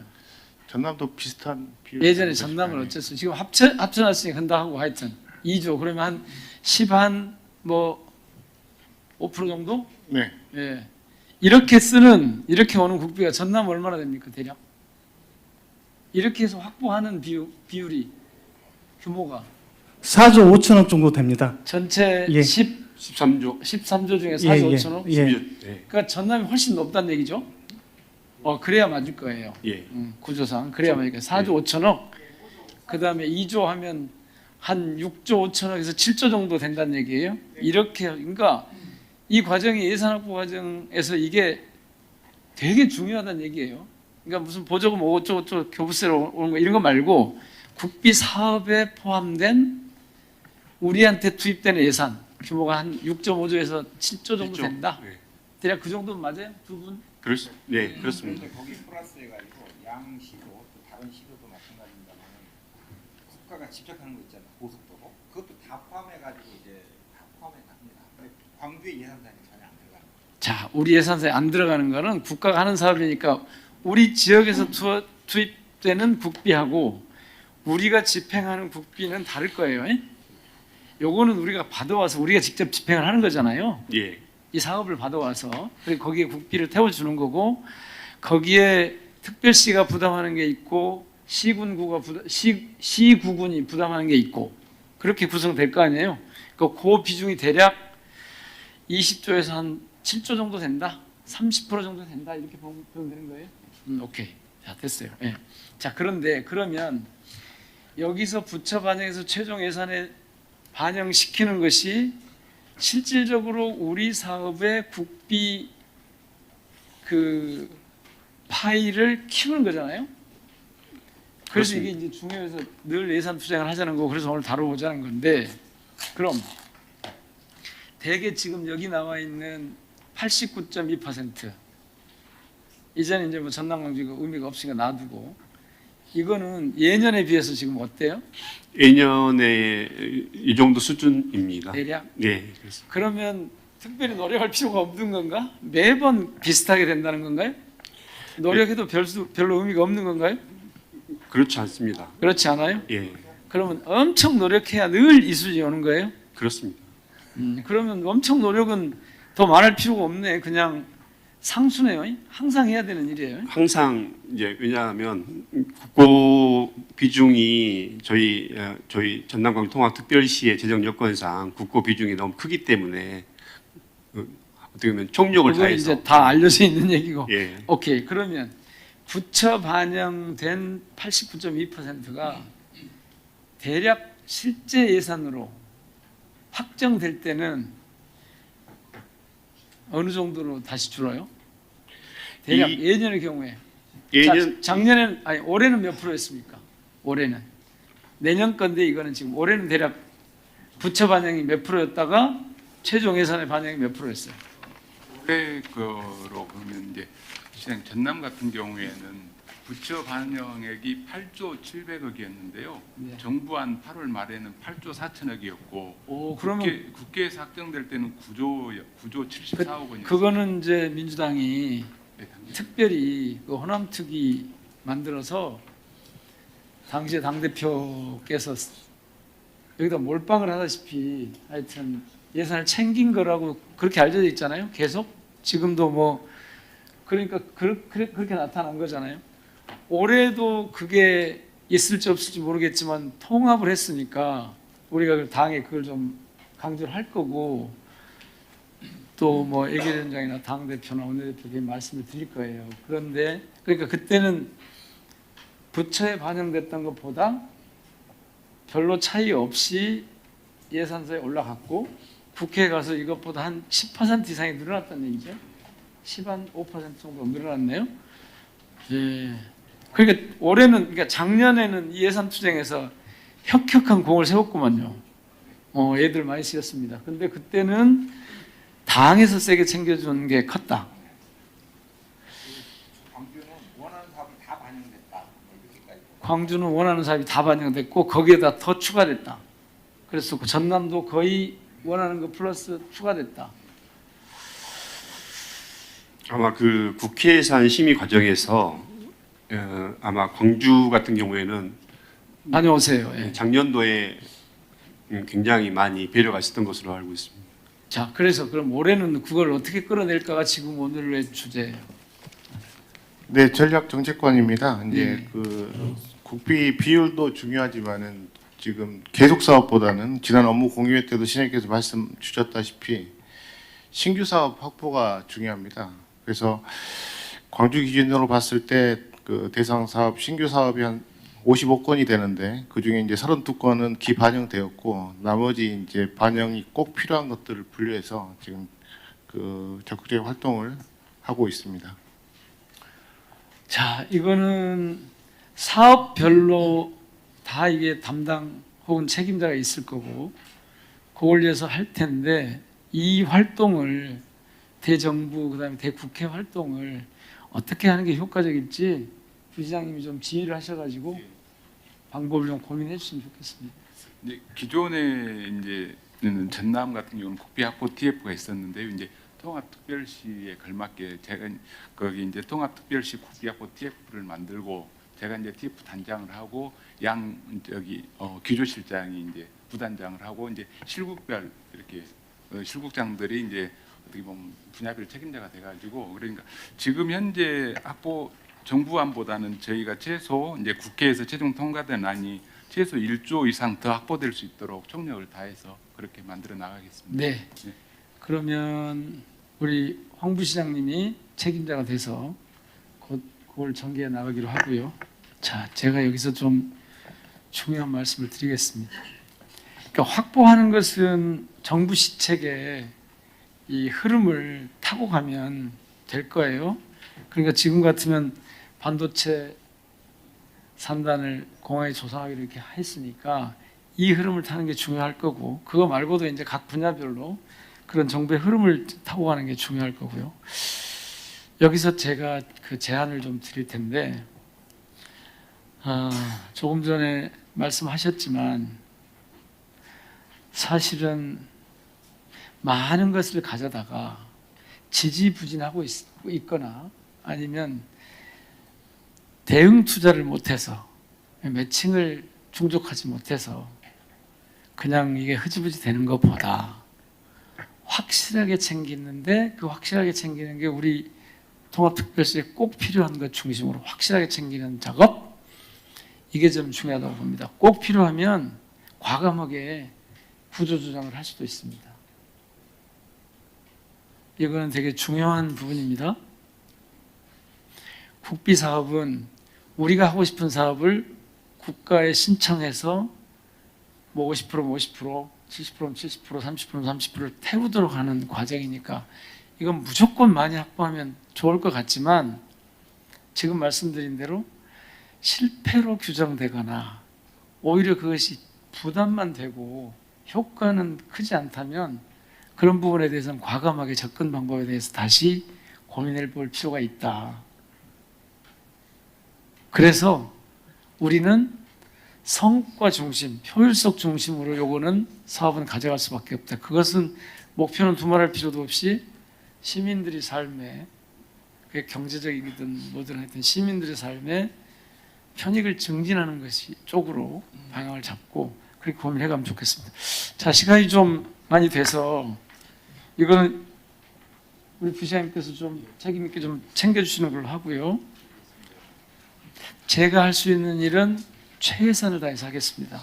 저를 도구로 활용하실 기회가 있을 때마다 하여튼 잽싸게 낚아채서 투입하시기 바랍니다. 네. 자, 그 다음에 참 국비 사업은 참 지금의 흐름도 타야 되지만 한 가지 더 중요한 건 미래지향적이어야 합니다. 미래지향적이야. 그러니까 지금 당장 뭐 확보를 얼마나 했다 이게 중요한 게 아니라 이게 미래에 지금보다 더 파급 효과가 큰 거 이런 것들에 초점을 맞춰서 가면 좋겠습니다. 자, 재난대비 종합대책 가시죠. 이건 뭐 두말할 필요도 없이 헌법에서부터 시작해서 모든 법에 국가와 지자체의 존재 이유 중에 시민의 생명과 재산 지키는 일 이게 가장 기본적인 인지지 않습니까? 그래서 김준영 안전실장님 예. 공유해 주십시오. 예, 시민안전실장 김준영입니다. 이것도 좀 짧게 좀 해주십시오. 예, 그러겠습니다. 첫 페이지만 좀 길어졌습니다. 예. 여름철 자연재난 대비 종합대책을 공유해 드리겠습니다. 호우, 태풍, 폭염 등 여름철 재난 대비해서 시민의 안전대책, 상황체계 확립, 분야별 안전관리를 과할 정도로 사전 준비해서 인명피해와 재난피해를 방지하고자 합니다. 기상 전망은 표를 참고해 주시기 바랍니다. 다음은 풍세 대비 대책으로 6월 말 기준으로 보고드리겠습니다.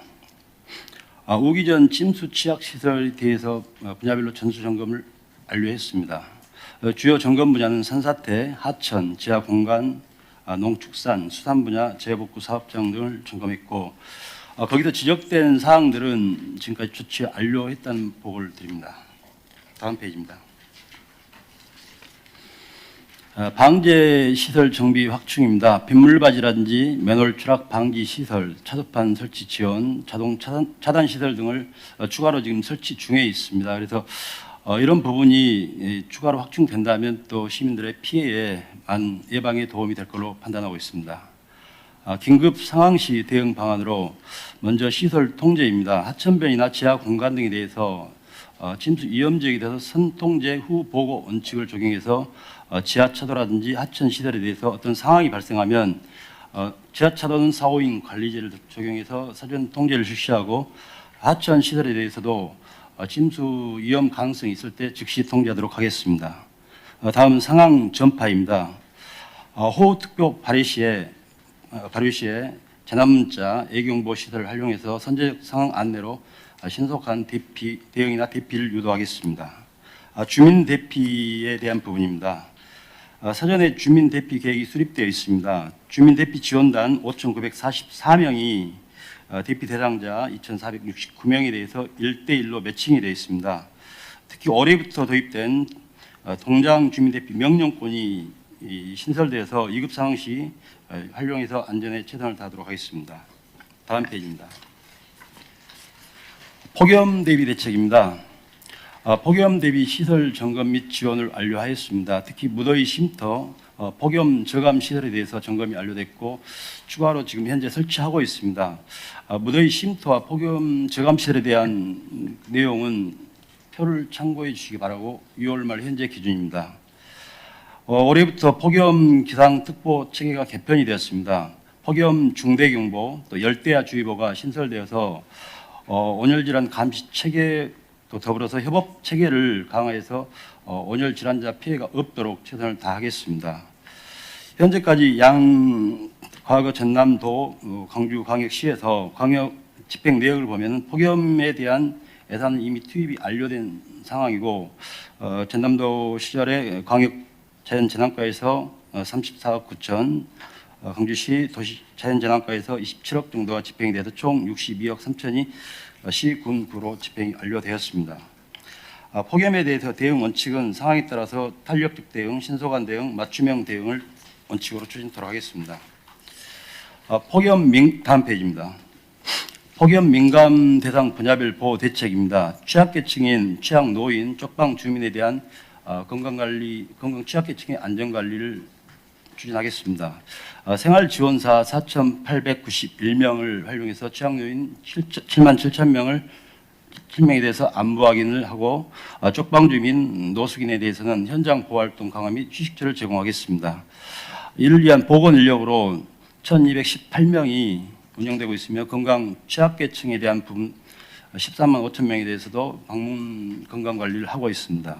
사업장이나 농업인에 대해서 야외 근로에 노출된 부분들에 대해서는 관내 제조업이라든지 강급공사 현장 149개소에 대해서 휴게 환경을 제공하고 또 5대 수칙인 물, 냉방, 휴식, 보냉 장구, 119 신고 등 원칙을 준수하도록 하고 농업인에 대해서는 이 통장 자율 방제당을 활용해서 직접 순찰을 하고 취약 시간인 14시부터 17시까지 작업 중지 공고, 또 생수, 보냉용품 제공 등을 통해서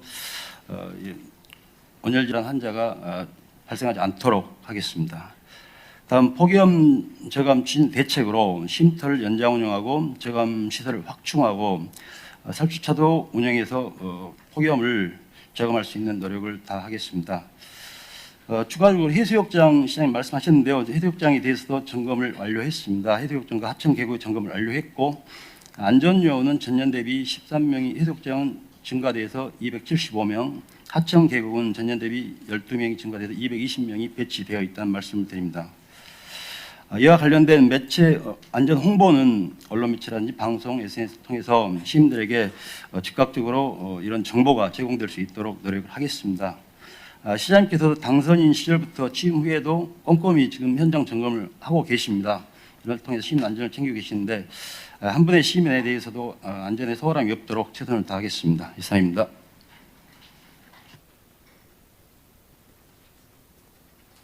네, 쓰였습니다. 지금 시구군과 이 협조 체계가 잘 구축돼 있습니까? 예, 지금 다 구축이 되어 있어가지고 그 정보를 공유하고 계속 대책에 대해서도 논의를 하고 있습니다. 여기 지금 보니까 폭염 대책비 62억을 우리가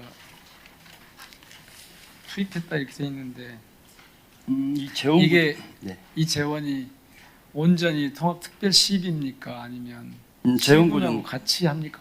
이렇게 돼 있습니다. 행안부 특교세가 전남도 같은 경우는 약 20억 정도 되고 네. 우리 시 같은 광주시 같은 경우는 17억. 나머지는 이제 저희들이 좀 강화된 대책으로 좀 추가해가지고 시 부분에 집행을 했습니다. 수요 파악을 해가지고 집행했습니다. 시군에서는 부담을 안 합니까? 시군에서도 별도로 본인들도 이제 부담하는 부분이 있습니다. 정책. 그래서 이게 시군의 계획하고 우리가 뒷받침하는 것이 이렇게 맞물려 돌아가야 돼서 예. 시구군에서 특별히 뭐 불편해하지 않는다면 예. 자신들이 하고 있는 걸 쭉 보고 예. 어디는 살림이 좀 괜찮고 어디는 좀 안 좋고 그럴 거 아니에요? 예. 어디는 인구가 많고 어디는 적고 예. 상황에 맞게 예산을 배분하고 그것이 실질적으로 예. 시민들의 폭염 대응하는 데 대책에 예. 효과가 확인될 수 있도록 그렇게 좀 체계화를 했으면 좋겠어요. 제가 지금 이게 어떻게 돼 있는지 모르겠는데 그래서 실제로 이런 재난을 대응하는 방식은 이것도 역시 저는 보충성의 원리에 따라서 예.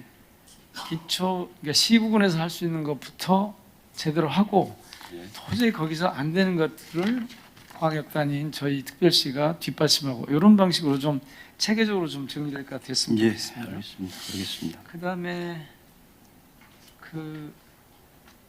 여기 하수 관리 여기 지금 맨홀 추락 방지 시설 뭐 이런 거 하셨는데 예.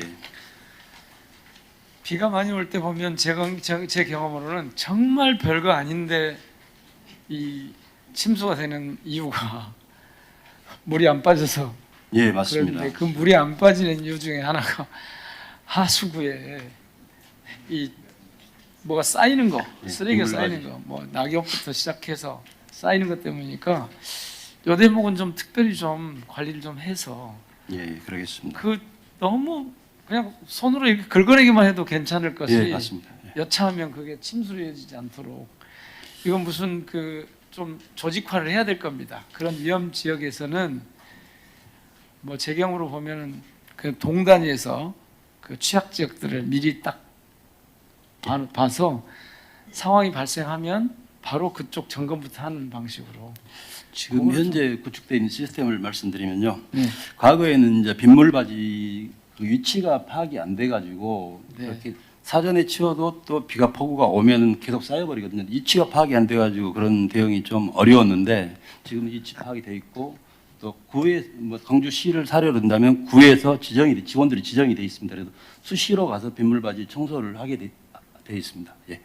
그러니까 거기다 돈을 무려 뭐 46억 7천만 원이나 쓰고 있는데 이렇게 투입을 하면서도 거기에서 올해는 하여튼 그런 일은 생기지 않도록 그러니까 예, 그러겠습니다. 금방 조그만 관심을 갖고 상황만 대응하면 예방할 수 있는 침수 그런 게 일어나지 않도록 그렇게 하겠습니다. 그건 좀 예.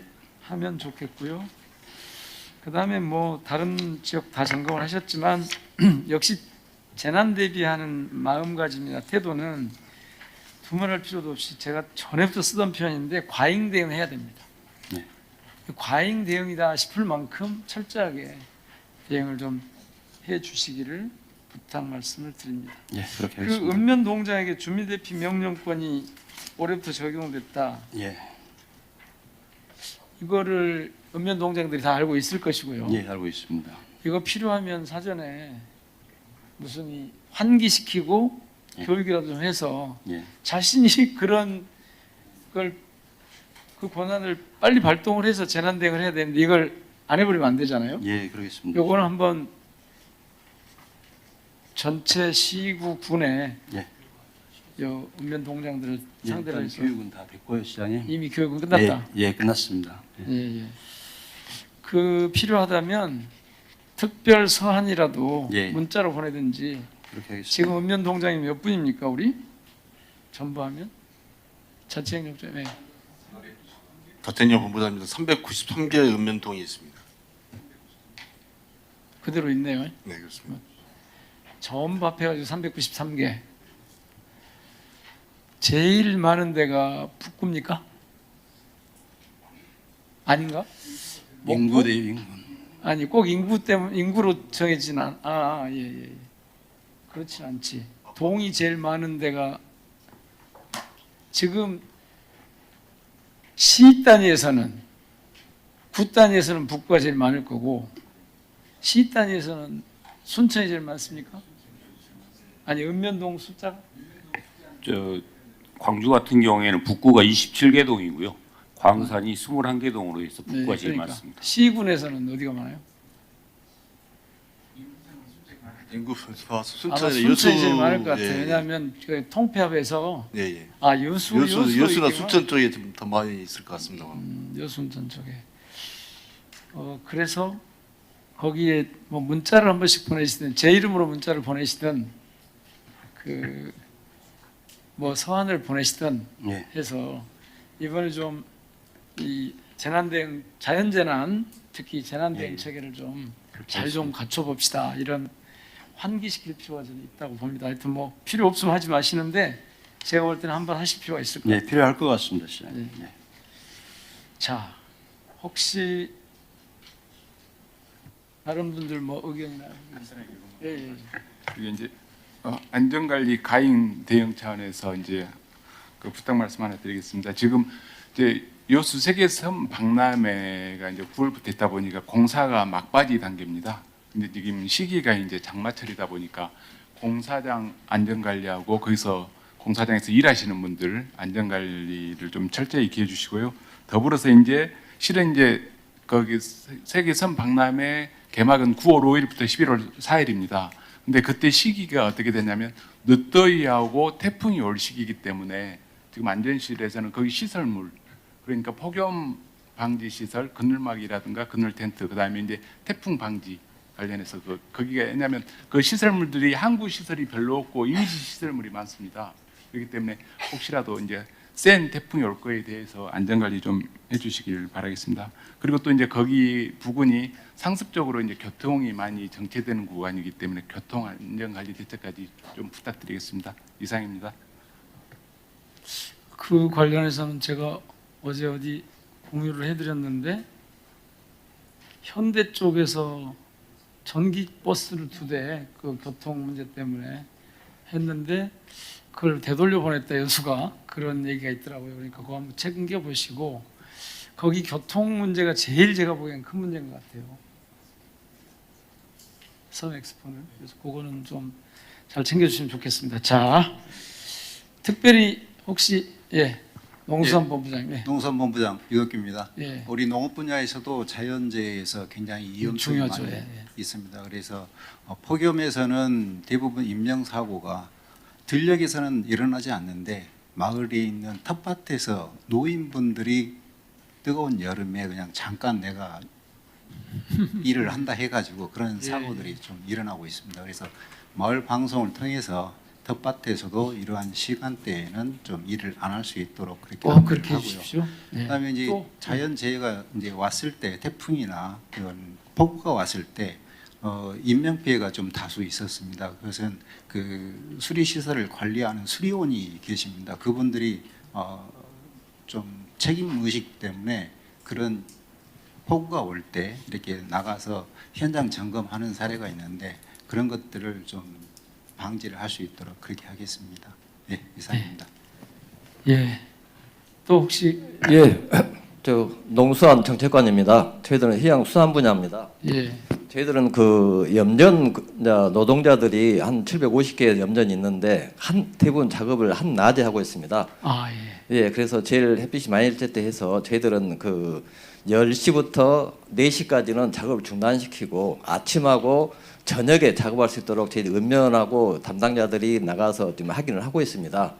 그리고 또 저희들 우려되는 건 우려되는 건 뭐냐면 저희 어패류가 좀 고수온이 있기 때문에 한 8억 9천만 마리가 어패류가 있습니다. 그래서 그런 그 고수온의 그 폐사가 좀 되고 있습니다. 그래서 이런 부분에 대해서 해마다 하고 있습니다. 근데 작년에 저희들이 건의를 해가지고 이 고수온 요게 되면 폐사가 우려되면 저희들 긴급 방류를 하고 있습니다. 방류. 예. 그러면 또 그 자원이 조성되기 때문에 우리 어선업 하신 분들은 또 그 좋게 생각하고 효과가 많기 때문에 어획 효과가 많습니다. 그래서 좀 좋아하고 해서 그런 것을 적극 활용해서 저희들이 피해가 최소화될 수 있도록 하겠습니다. 그 좋네요. 예. 고온 때문에 폐사가 오면 안 되니까 그럴 위험이 있으면 방류를 한다. 그 보상은 누가 해줍니까? 저희들이 국가하고 이 지방에서 하고 있습니다. 5대5? 5하고 저희들이 지방이 5 그렇습니다. 그럼 그거는 다시 특별시하고 시 부분이 다시 5대5로 매칭해서 하고 있습니다. 예. 좋은 아이디어 같습니다. 예. 또 있을까요 혹시 재난 관련해서? 자, 오늘 시간이 당초 예정했던 시간을 넘겼습니다. 한 4분 넘겼기 때문에 마무리를 해야 될 때가 온 것 같습니다. 자, 오늘 처음으로 회의를 해봤는데요. 그냥 제 느낌은 몸에 좀 딱딱해요. 예. 그럴 필요 없습니다. 그리고 자기 분야가 아닌 주제를 가지고 하더라도 원래 간부회의의 이 장점은 뭐냐면 이 과정을 통해서 이렇게 실국장 회의를 한다는 것은 실국장의 자질을 점점 더 고양해가는 과정입니다. 그러니까 다른 분야에도 언제 그쪽을 가서 맡을지 모르잖아요. 아주 특별한 경우가 아니면 대개 가서 다른 분야를 맡을 수 있기 때문에 이런 회의에서 여러분들이 얻으실 것은 바로 그런 겁니다. 개인적으로는 전체 조직적으로 보면 이런 회의를 통해서 다른 분야에서 일어나는 상황을 좀 알고 있어야 맥락이 있으면 자기 분야에 그걸 어떻게 적용할 것인지 이걸 좀 보게 됩니다. 분위기는 좀 딱딱했지만 그래도 내용은 저는 제법 우리가 첫 회의여서 알차게 진행이 됐다고 생각합니다. 앞으로도 우선은 방식을 이렇게 해보겠습니다. 몇 개의 중요한 그 시점에서의 중요한 현안을 선정하고 그거를 실장님들이 발제를 하고 거기에 대해서 토의하는 방식으로 그렇게 해 보겠습니다. 하여튼 오늘 공유했으니까 끝이 아니고 그것을 자신에게 해당되는 부분을 책임감 있게 실행할 수 있도록 그렇게 해 주시기 바랍니다. 자, 이상으로 현안 논의를 마치겠습니다. 예, 많이 쓰였습니다. 네, 현안 논의에 이어서 이제 마지막으로 시장님 이제 마무리 당부 말씀 있으시겠습니다. 원래 제가 10시 반은 넘기지 않으려고 했는데 조금 길어졌습니다. 예, 우선 오늘 나눈 주제들 여러 가지가 있지만 특히 제가 국비 쪽을 이렇게 좀 따져본 이유가 저희처럼 살림이 넉넉지 않은 쪽에서는 가능하면 국비 사업을, 그러나 내용 없는 거 말고 숫자 늘리기 위해서가 아니라 실질적으로 미래지향적이고 시민들의 삶에 직접적인 효과가 있는 것들 중심으로 해서 이 예산 투쟁을 세게 한번 해봅시다. 우선 기획처에서 마감하는 게 8월 말이니까 그때까지는 정부 예산에 반영되도록 하는 이 노력을 좀 하시고 저를 활용할 수 있는 한 최대한 하여튼 활용을 하시고 그리고 이 제가 한 2-3가지만 아주 간단하게 말씀드리겠습니다. 저는 공직자들에게 가장 중요한 가치는 뭘까? 저는 두말할 필요도 없이 공인의식이라고 생각합니다. 내가 공인이다. 이 생각을 정확하게 하고 있는 경우와 그렇지 않는 경우는 너무 달라집니다. 저는 정치권에 있을 때 제가 그것을 표현하는 방식은 권력을 사유하지 말라. 네 게 아니고 당신 게 아니고 내 게 아니고 주권자 시민들의 것인데 주권자들의 것인데 그걸 잠깐 나한테 맡겨놨다. 그런데 그것을 자기 것인 것처럼 착각하는 순간 그 사람은 실패하게 돼 있다. 그래서 권력 사유화 금지 제가 이렇게 표현하는데 저희 공직자들에게도 이걸 제가 공인의식으로 표현을 했습니다마는 공인은 공적인 행동을 해야 합니다. 공적인 자리가 아닌 곳에 가서 무슨 짓을 하든 그건 개인 책임이니까 저는 전혀 시비하지 않습니다. 그건 사회적으로 윤리적으로 자신들에게 해당되는 그런 걸 지켜가면 그만인 거고 적어도 공인일 때는 내가 공인이라는 사실을 놓치는 순간 공인으로서의 자격을 상실하게 됩니다. 그러니까 지금 우리에게 주어져 있는 권한이나 권리라고 하는 게 우리 게 원래 아닙니다. 시민들이 공직자에게 시민들이 선발을 해서 맡겨놨습니다. 그러니까 그것은 시민들을 위해서 쓰여야 합니다. 나를 위해서 쓰이면 안 됩니다. 그게 공인의식의 시작입니다. 그래서 오늘은 이 공인의식은 가장 기본적으로 제가 통합특별시의 첫 번째 간부회의를 하면서 딱 하나의 오늘의 메시지로 말씀을 드립니다. 공인의식을 절대 놓치지 말자. 다른 뭐 이런저런 게 많이 있겠지만 그 원칙과 관련해서 그거 하나 말씀드리고 그 다음에 이제 지금 이렇게 취임 일주일 지나면서 보니까 제일 이슈가 되고 있는 게 직원들 내부에서 주로 그러는 것 같은데 청사의 인력 배치 문제인 것 같습니다. 이 문제는 거듭 말씀드리지만 지금까지 했던 말씀과 전혀 다르지 않습니다. 거듭 말씀드리지만 법대로 원칙대로 합니다. 그러니까 지금 뭐 강제적으로 어디로 보내지 말라 막 이런 얘기가 나오던데 그럴 일 없습니다. 분명히 말씀드립니다. 통합특별법에 있는 취지대로 청사는 균형 있게 운영하고 인력은 그 법에 규정되어 있는 대로 할 겁니다. 그러니까 여기에 대해서는 무슨 다른 얘기가 나올 필요 없게 할 겁니다. 미리 예정해서 예단해서 이럴 거다 저럴 거다 하는데 그럴 필요 없습니다. 그러니까 우리 전체 공직자 여러분께 말씀드린다면 그 법과 원칙에 따라서 할 터이니 이른바 동요하실 필요 없습니다. 미리 짐작해서 이런저런 불이익이 나한테 오지 않을까 이런 걱정 그런 걱정하실 시간이 있으면 차라리 자기 일을 좀 성실하게 하시면 좋겠습니다. 예, 그런 걱정하실 필요 없다는 말씀을 드립니다. 내일 그렇지 않아도 그 청사 기능 배치 관련해서 시민들의 의견을 좀 들을 생각입니다. 우리 공직사회 내부에서도 의견 수렴을 부시장님 관련 부서랑 해가지고 정책관님들, 그 기획관님, 전략정책관님, 정책기획관님들 중심이 돼서 자치행정본부장입니다. 중심이 돼서 이 문제가 어떻게 이게 통합특별시 출범하는 데 있어서 갈등이 되면 되겠습니까? 그러면 조금 저는 제가 부끄러울 것 같아요. 청사 문제하고 이 인력 배치 문제는 법과 원칙대로 한다. 거기서 벗어나지 않는다. 그리고 균형 있게 청사는 운영한다. 이 원칙에 따라서 할 테니까요. 만약에 예외적인 상황이 생기면 그거는 당연히 동의를 구할 겁니다.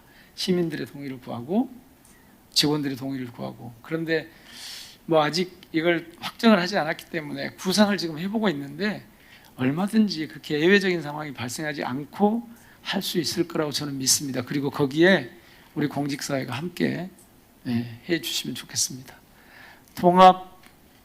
통합특별시 화이팅! 네, 이상으로 제1회 간부회의를 마치겠습니다.